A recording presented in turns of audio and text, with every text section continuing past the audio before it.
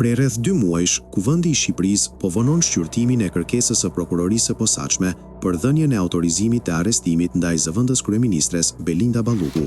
Ajo është marrë zyrtarisht e pandehur dhe po hetohet për veprën penale të shkeljes së barazisë në tendera në disa procedura që kapin vlera qindra milion euro. Sipas ministrit të shtetit për marrëdhëniet me parlamentin Toni Gogu, kjo qasje e kuvendit përfaqëson një sjellje europiane dhe nuk dëmton reformën e drejtësi.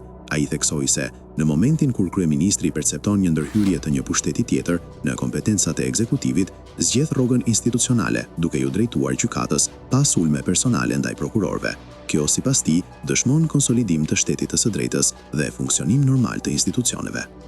Deklaratat Gogu i bëri gjatë një konference për shtyp së bashku me ministren e integrimit Majlinda Dhuka dhe ministren e antikorrupsionit Adea Pirdeni, ku diskutuan reformat ligjore në kuadër të negociatave me Bashkimin Evropian.